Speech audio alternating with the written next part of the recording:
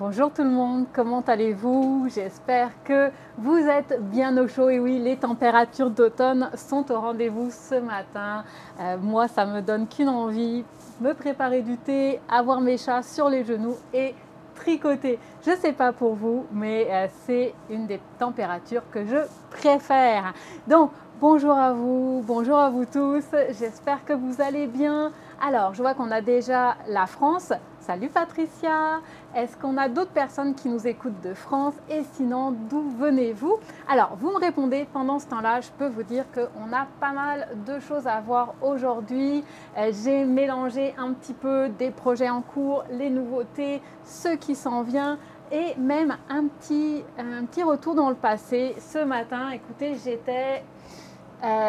j'étais dans mon salon et je me demandais, mais pourquoi est-ce que j'ai ça à côté de mes tricots?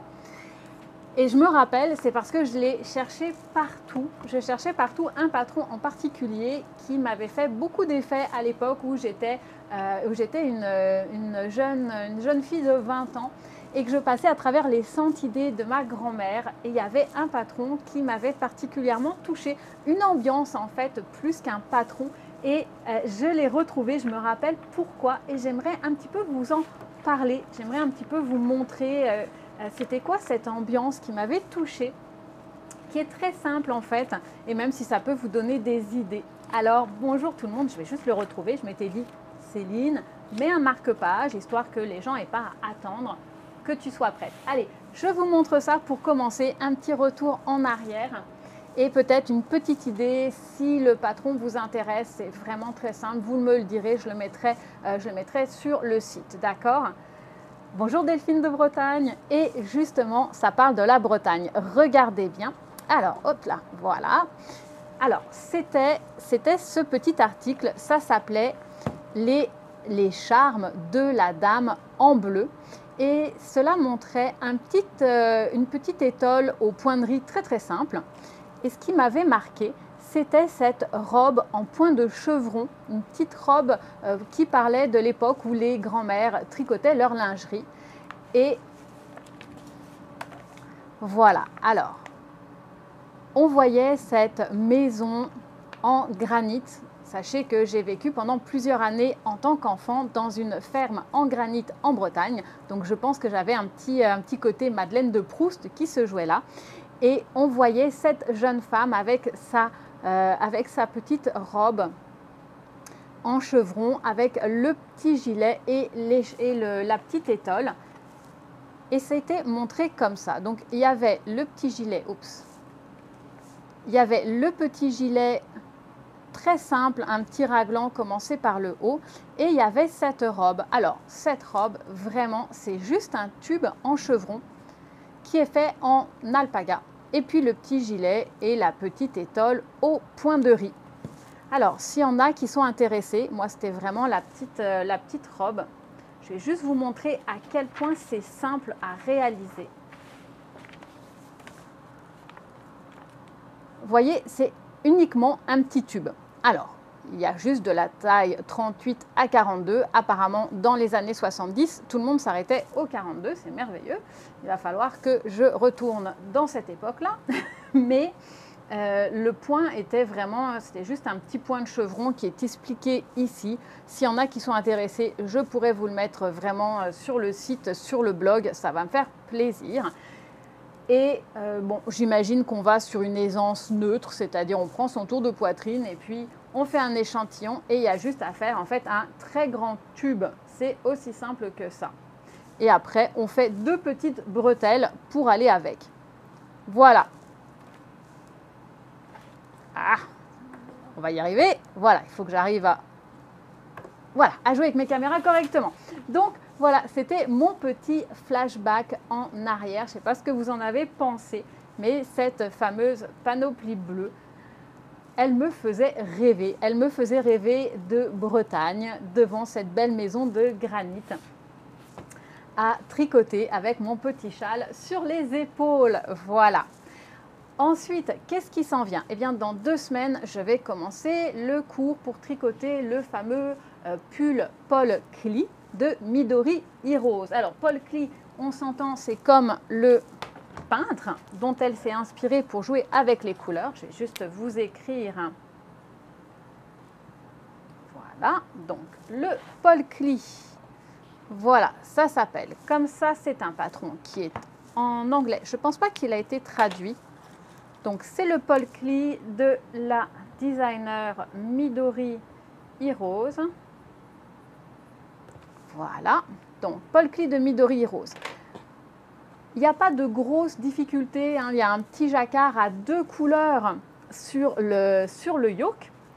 Et c'est plus un petit patron assez simple, je vous dirais, hein. C'est un top-down, donc on commence par le haut, on va vers le bas. Et puis il y a beaucoup de couleurs, mais ce que je trouvais intéressant, c'est tous les mix de couleurs qu'on pouvait faire, tous les mix de matières.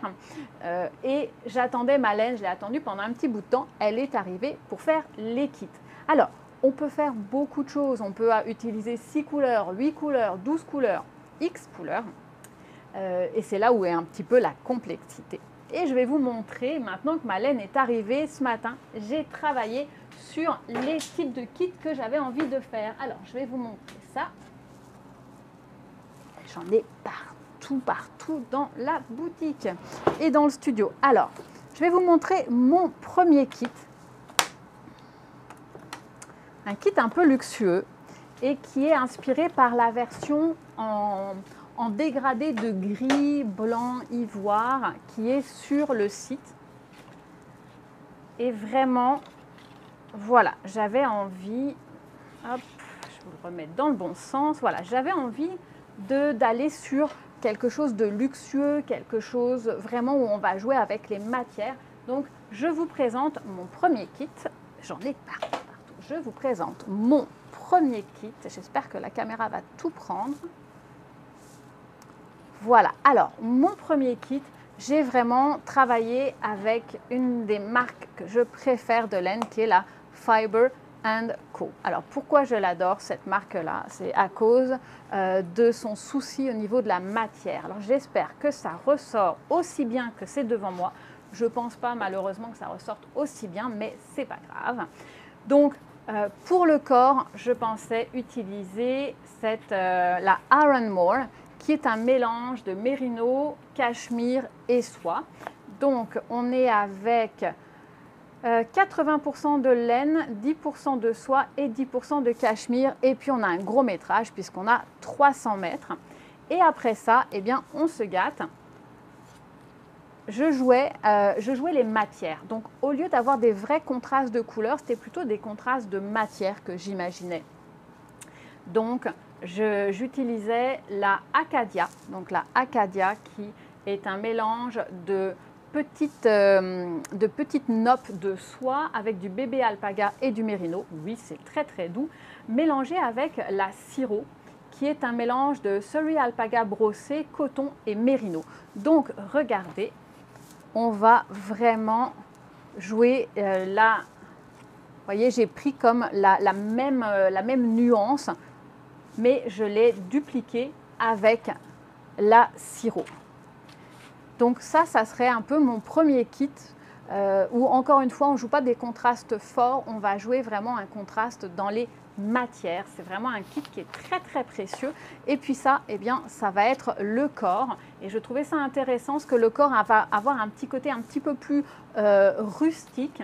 Et toutes ces couleurs-là, toutes ces nuances très très douces, et les matières sont extrêmement douces, vont être sur le dessus.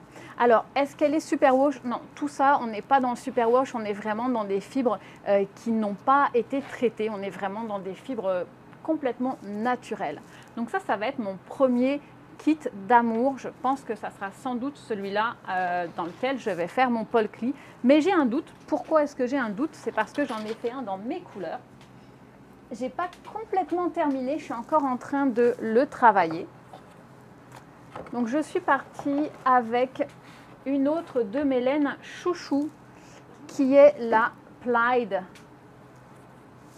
La Plaid de chez North Avenue. Alors, une image vaut 100 mots.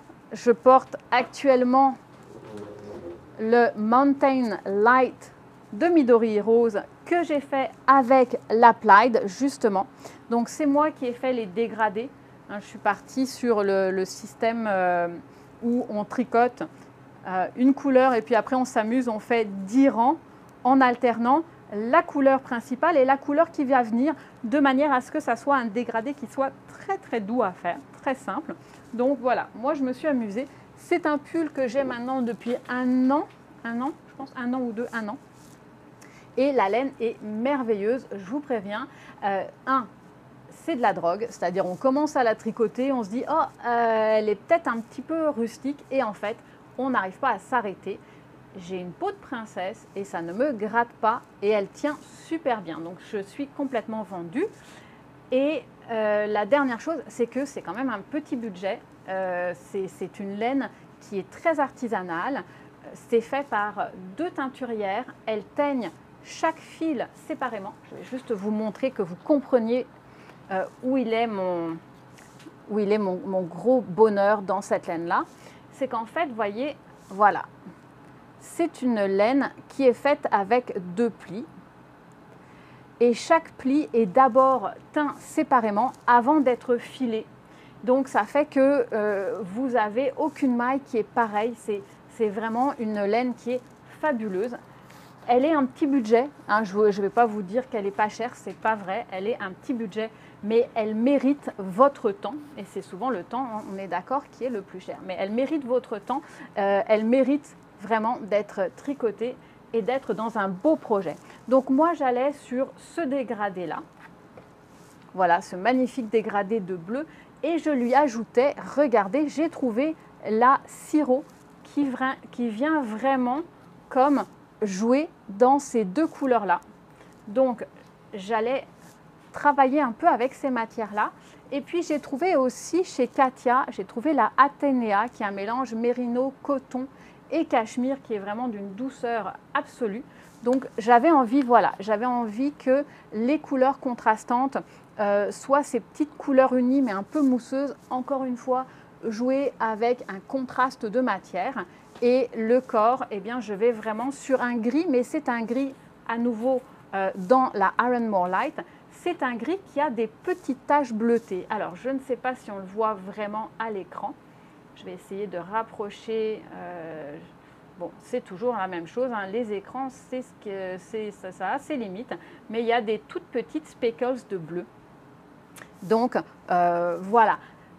Ça va être, je ne sais pas encore, j'aimerais que ça soit mon kit, mais j'hésite avec le gris, je ne peux pas en faire 2 en même temps. Enfin bref, je sens que les choix vont être cornéliens, mais et je n'ai pas encore terminé. Je voudrais lui trouver peut-être encore une petite couleur, peut-être un blanc ici. Peut-être que je vais aller, je ne sais pas encore, un petit blanc mousseux. Je suis encore en réflexion sur celui-là, mais j'aurai terminé aujourd'hui.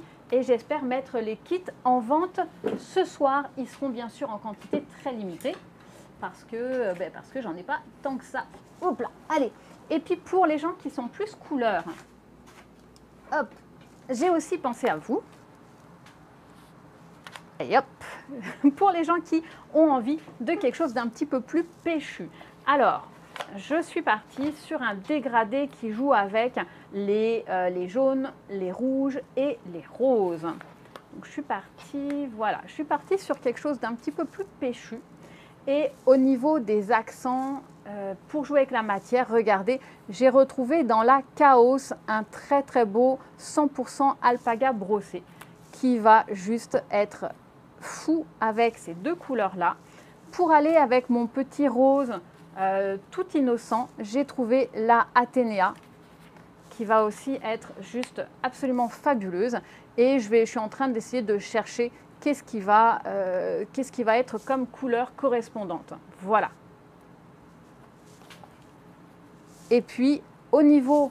Et puis, je vois Caroline qui me demande un kit avec des couleurs orangées. Regarde, à peine les grands esprits se rencontrent. Au niveau de la couleur du corps, eh bien, vous allez avoir soit la possibilité de la Iron More Light en jaune, mais il y a beaucoup de petits speckles corail à l'intérieur, ou avec cette belle couleur sangria. Voilà, donc ça va être mon petit kit avec une couleur un petit peu plus punchée. Donc, je vais faire uniquement 3 kits. Mais bien sûr, si vous avez des envies, des idées, vous me le dites. Nous, on va essayer de se débrouiller vraiment. Est-ce qu'on peut le mettre de côté? Sylvie, appelle-nous. Appelle-nous aujourd'hui, d'accord? Quand j'aurai fini le live vers 1h, appelle-moi à Angus, puis tu me diras ce que tu veux, d'accord? Et on va le mettre de côté parce que, ben oui, c'est ça. Je pense que j'ai de quoi faire pas beaucoup de kits, de genre 3-4 par couleur. Mais c'est des kits très précieux et très beaux. Donc, faites-moi un coucou. S'il y a des choses qui vous intéressent, après, je peux aussi twister des choses, je peux aussi faire d'autres propositions. Mais c'est vrai que, par exemple, le gris, qui va vraiment être un combo classique très, très précieux, malheureusement, je peux peut-être en faire 2. Voilà, je sais, j'aurais pu en prendre plus, mais il faut quand même rester raisonnable dans la vie. Donc, appelez-moi, s'il vous plaît, étant donné que je ne les ai pas encore mis en ligne, appelez-moi s'il vous plaît. Ça va être un peu premier servi, qu'est-ce qu'on dit? Premier arrivé, premier servi. Voilà. Première. Maintenant, qu'est-ce qui est arrivé d'autre? Je parlais de la Fiber & Co. Eh bien, avec la Fiber & Co, bien sûr, ce que j'ai demandé, c'était la Amble, qui est ma laine à chaussettes, un petit peu de prédilection. Et là, je me suis gâtée au niveau des couleurs. Je vais vous montrer. On a vraiment des très belles couleurs. Alors, ce matin, j'ai essayé de faire un choix parce que je n'ai pas amené toutes les couleurs. Mais je me disais, juste pour montrer un peu un espèce de bouquet d'automne. Hop là, voilà. Juste un sublime bouquet d'automne. Donc, il y a assez pour faire une paire de chaussettes. Hein, c'est des 100 grammes. C'est très intéressant au niveau de la composition. On est sur un mélange mérino, alpaga et nylon recyclé. Vous avez un modèle de chaussettes que j'ai écrit. Vous le trouverez sur le site. Ça s'appelle les chaussettes Ulysse que j'ai fait avec la Amble. Je me suis amusée. C'est un petit modèle avec des côtes. Voilà. Mais moi, la chaussette que j'ai vraiment envie de me faire, ma découverte cette semaine au niveau des designers, c'est Fox & Folk. Alors, je vais vous l'écrire, que vous alliez un petit peu vous régaler. Si vous ne la connaissez pas encore, j'ai plus de place. Ok. Si vous ne la connaissez pas encore, je vous conseille d'aller lui faire un petit coucou. Donc, Fox & Folk. Et vous allez voir, il y a des chaussettes. Je pense qu'elles s'appellent les Selkies. Alors, je suis désolée, avec ma nouvelle installation, pour l'instant, je ne peux pas partager d'image. Je vais me débrouiller bientôt pour pouvoir le faire. Donc, Fox & Folk, ça s'appelle les Selkies. C'est des chaussettes toutes simples, grises, avec un petit détail botanique qui est fait en roussimine. Si vous ne savez pas ce que c'est que le roussimine, vous pouvez aller revoir les vidéos, j'en ai fait quelques-unes sur ce thème-là. Sinon, c'est très simple, vous tapez roussimine sur YouTube, vous allez trouver plein de tutos. C'est très simple et ça mimique la broderie. C'est magnifique. Donc, les Selkies et il y a aussi les Tansy. Bref, allez voir. Simplement, j'ai trouvé que la Amble et même les laines de Fiber & Co matchent vraiment avec cette designer, donc Fox & Folk, qui a un côté un petit peu, c'est un côté très terroir irlandais, vraiment. Allez-y. Alors, ça, c'est ça, c'est ça, c'est ça. On continue dans les grandes beautés. On a enfin reçu le mohair de chez Knitting for Olive. J'ai pu aller le libérer des douanes. Et je vais vous parler des nouvelles couleurs. Et après, je vais vous parler d'une obsession qui m'est arrivée il n'y a pas longtemps. Ça m'arrive souvent quand on parle des couleurs. Donc, dans les nouvelles couleurs, nous avons le Lavender Blue. Donc, Lavender Blue, un très beau bleu qui tire sur le mauve. Vraiment superbe. Donc, Lavender Blue. Nous avons aussi la couleur Chocolate. Donc évidemment, c'est une très belle couleur puisque c'est du chocolat. Voilà, donc un très très très beau chocolat 70%. Et nous avons la Sparrow qui est arrivée aussi. Donc la Sparrow, on est sur un très très beau beige, légèrement, je ne vais pas dire, il n'est pas rosé, il a plus un côté doré à l'intérieur. Donc très très beau, donc Chocolate and Sparrow. Le chocolate, je le couplerai soit avec la couleur Dark Mousse, si vous voulez l'apporter vers quelque chose de plus mat, de plus chocolat cru, voilà. Et puis, je n'ai pas emmené l'autre parce que j'ai décidé, voilà. Mais il y a une autre possibilité, mais voilà, chocolate. Et puis, pour la Sparrow, je vous conseillerais de la coupler avec la Merino qui s'appelle Mushroom Rose. Donc c'est pareil, ça serait super joli. Alors maintenant, je vous disais, j'ai vu quelqu'un dans la rue, une jeune femme très très belle, et qui portait un petit pull rose. Je ne sais pas s'il était tricoté, parce que je l'ai vu de loin, mais elle portait un petit pull rose. Donc il faut imaginer un petit rose très innocent. Alors, dans le petit rose très innocent, soit le Cherry Blossom avec Cherry Blossom avec, ou on va avec Poppy Rose plus Poppy Rose. Donc ça, c'est au choix. Je n'ai pas réussi à choisir quel serait le mieux. Donc ça, c'était son petit pull. Donc on peut imaginer définitivement un petit pull de chez Knitting for Olive, que ça soit... oh, elle en a fait tellement, le Stockholm Sweater. Vous choisissez. Après, elle avait une très jolie jupe chocolat. Alors là, c'était magnifique. Elle avait une petite jupe chocolat qui lui arrivait sans doute à mi-cuisse. Le range de couleurs était juste magnifique. Et elle avait des petites, boots, elle avait des petites bottines en couleur nougat. Donc ça, c'est d'ailleurs le brown nougat. Donc elle avait des petites boots caramel. Oh, le dégradé de couleur était super beau. Et puis, touche finale, et c'est là quand j'aime, quand tout est tellement fait pour matcher, elle avait la petite sacoche beige rosé qui allait avec. Donc, voilà. Donc là, j'ai une petite obsession sur ces trios de couleurs-là. Qu'est-ce qu'on peut en faire? Bon, définitivement, il y a les petits châles, comme le châle Cécile, comme le Vertis Unit, ou on peut aussi décider de faire un petit jacquard très très simple avec toutes ces couleurs-là. Mais c'est un petit ensemble qui me fait craquer complètement. Voilà.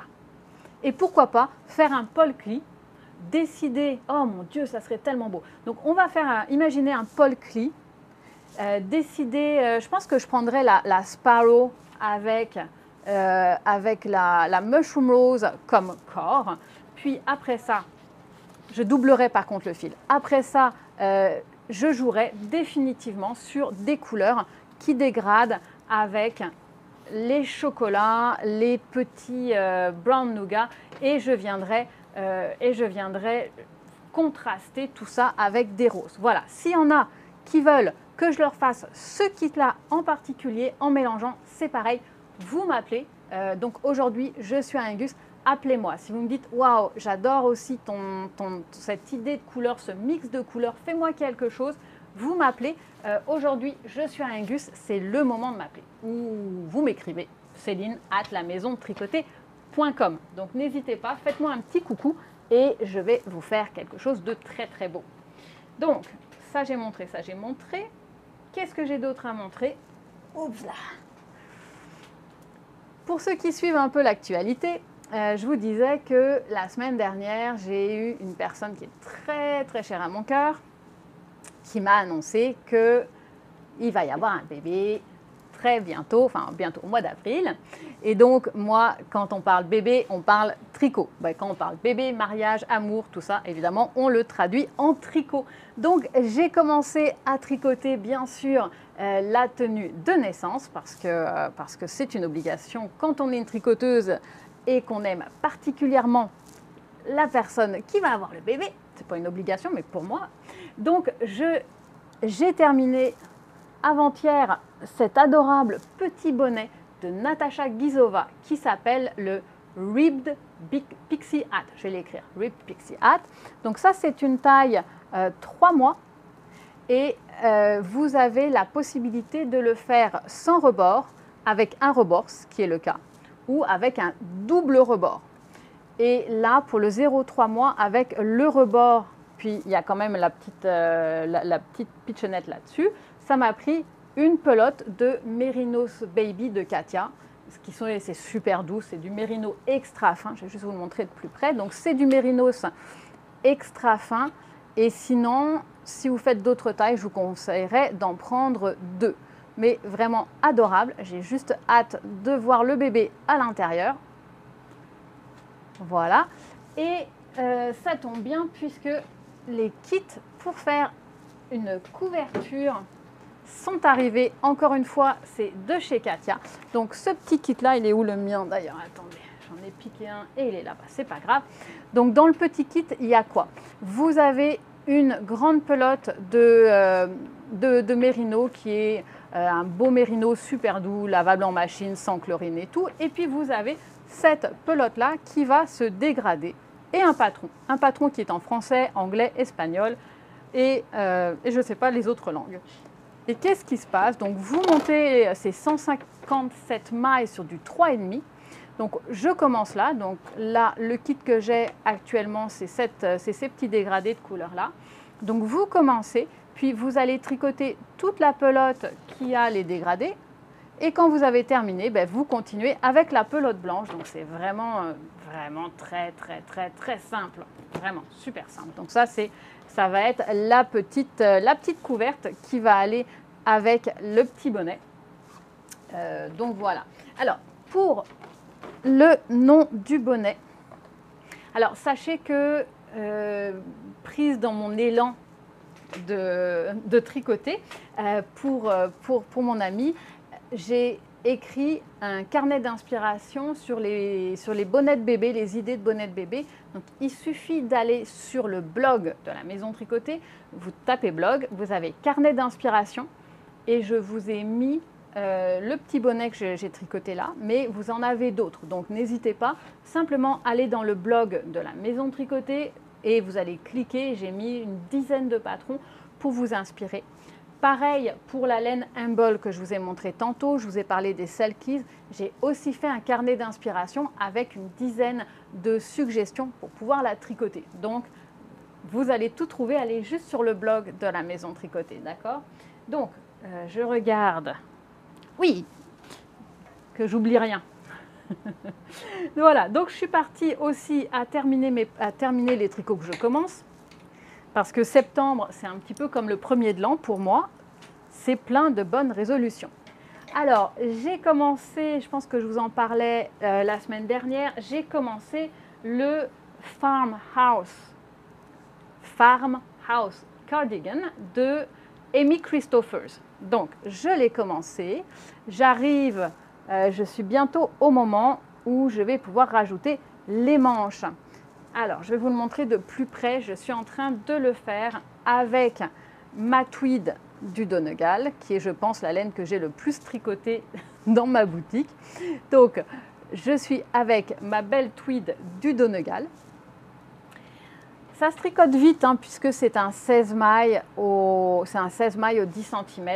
J'aime son toucher un petit peu rustique, mais qui ne gratte pas. C'est une laine qui mousse très peu, qui vieillit très bien, qui est sèche et légère. C'est vraiment une laine que j'adore. Donc, le Farmhouse Cardigan est très facile à faire. C'est un bottom-up, c'est-à-dire qu'on le commence par le bas, puis on continue vers le haut. C'est une côte brisée, donc sur l'endroit, je tricote tout à l'endroit et sur l'envers, je tricote de la côte 1-1. La bordure est intégrée, donc je n'aurai pas besoin de reprendre les mailles. Vous voyez, vous avez une bordure au point mousse à droite et à gauche et puis on intègre les boutonnières aux 12 rangs. Donc c'est vraiment très facile. Et une bonne chose pour moi qui a tendance à toujours arrêter mes pulls et ne pas faire la deuxième manche, eh bien, quand vous arrivez à une certaine hauteur, il faut que vous ayez aussi tricoté les deux manches et vous allez terminer en insérant les deux manches et en faisant un raglan. En fait, on finit en diminuant, en raglan. Donc, vous voyez, là, j'ai commencé la manche. Voilà, j'ai commencé la manche pour pouvoir l'insérer tantôt. Il me reste juste un pouce. J'ai bien travaillé hier. Il me reste juste un pouce pour pouvoir commencer à finir mes manches. Voilà. Alors, est-ce que j'ai parlé de tout? J'ai parlé de presque tout parce que, voilà, ça a l'air de rien, mais je tricote. Mais j'adore la broderie aussi. Donc, je vous montre aussi, je ne sais pas si je vous en avais parlé, mais je vous le montre quand même au cas où. Le nom de ce pull, Farmhouse Cardigan. Encore une fois, je l'ai mis dans la bio de la vidéo. Si vous cliquez, quand j'aurai terminé, vous pourrez voir sous la vidéo, j'ai mis tous les liens de ce que j'ai parlé. Mais je vais quand même vous l'écrire. Alors, ce n'est pas un pull, c'est une veste, d'accord? Donc, le nom, c'est le Farmhouse Cardigan. Et voilà, et je le réalise avec la tweed du Donegal, donc Farmhouse Cardigan. En fait, c'est la deuxième fois que je le fais. Quand je fais 2 fois un tricot aussi grand, c'est que vraiment, j'ai eu beaucoup de plaisir à le faire. Donc, comme je vous disais, un kit de broderie, donc ça, c'est quelque chose qui est arrivé à Angus. Donc, c'est très sympa. Vous avez un petit carré de tissu, un petit carré de cotonnade qui a été teint à la main à l'indigo. Donc, ils sont tous un petit peu différents. Ça vient avec le petit cerceau. Donc, on coince le tissu dans le cerceau. Et puis, alors ça, c'est génial. Vous avez un morceau de tissu hydrosoluble avec le motif. Et pouf, vous le collez là, parce que c'est comme un autocollant. Donc, je le colle au milieu. J'ai plus qu'à broder. Ça vient avec tout, mais vraiment avec tout. C'est-à-dire que quand j'aurai terminé, je pourrais doubler ça avec la petite feutrine. Ensuite, j'ai même de quoi attacher la petite patente sur le mur. Et puis, bien sûr, il y a les fils, il y avait l'aiguille. Donc, ça vient avec 3 couleurs de bleu. On utilise un brin de chaque pour pouvoir broder. Et c'est ce qui va donner aussi les différentes nuances. Ça va être très, très beau. Et puis, ça vient avec toutes les étapes, les unes après les autres. Donc, c'est très bien fait. Honnêtement, je ne suis pas une grande pro en broderie. J'ai juste beaucoup de patience. Et pour l'instant, je rencontre aucun problème pour le réaliser. Vraiment cool. Donc, ça s'appelle le Botanical Cyanotype. Donc ça, ils sont à Angus. Je pense qu'il m'en reste 2. Vraiment chouette. Et de la même designer, j'ai acheté les petits... j'ai acheté des petits motifs. Donc c'est pareil, c'est comme des autocollants. Donc on enlève la pellicule collante derrière, on le met, ça peut être sur une tête d'oreiller, sur une veste, sur une chemise, ce que vous voulez. Vous brodez et puis quand vous avez terminé, il suffit de le mettre dans l'eau. Comme c'est hydrosoluble, le papier il va disparaître et il ne va rester que la broderie. Donc j'ai pris celui avec les petits champignons.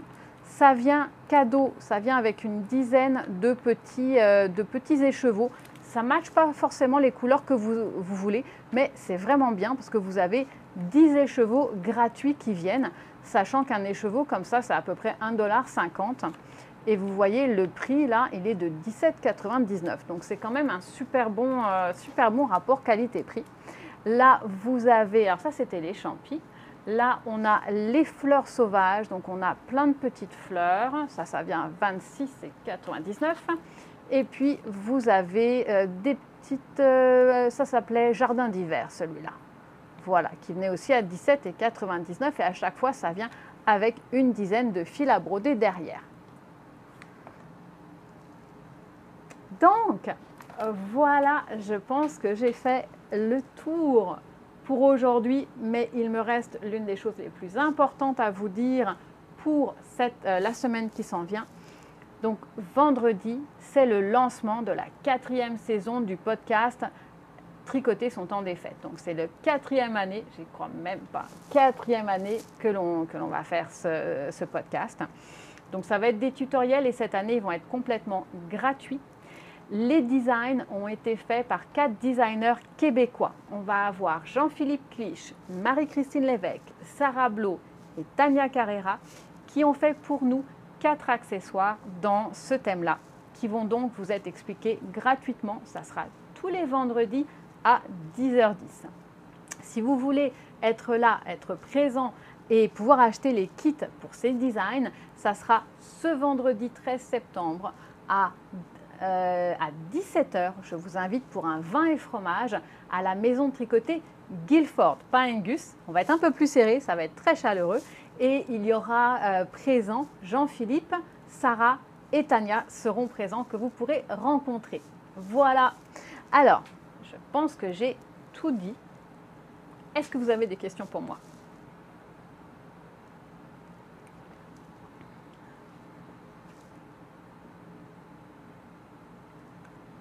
Est-ce que vous avez des questions pour moi? Ou je vais vous laisser aller déjeuner.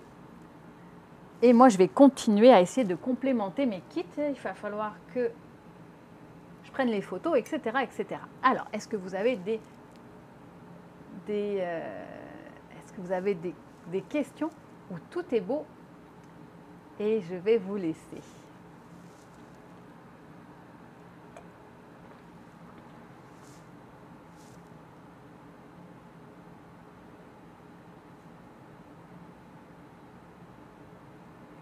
Non, tout est beau? Bon. Alors, il va me rester à vous souhaiter vraiment une excellente journée. Pas de questions pour moi? Parfait. Alors, je vais vous souhaiter vraiment une excellente journée, plein de créativité, j'espère, beaucoup de temps pour vous. Et on se retrouve la semaine prochaine parce que, évidemment, on est vraiment dans la période de l'automne. Est-ce qu'il y aura un atelier broderie? Ça serait intéressant, Louise. Écoute, je vais y réfléchir. Peut-être avec les patchs d'ailleurs, ça serait très intéressant de savoir comment est-ce qu'on peut utiliser les patchs ou peut-être voir les points de départ. Louise, tu viens de me mettre une petite idée dans la tête. Je pense que oui, et je pourrais même le donner. Si c'est des points de base, on pourra s'amuser un petit peu. Louise, je vais essayer de voir comment le placer juste dans l'emploi du temps. Voilà. Donc, merci beaucoup d'avoir été là. Je vous souhaite vraiment ce petit dimanche douillet avec ces temps pour vous, ce calme avant de commencer une nouvelle semaine. À bientôt, bye bye.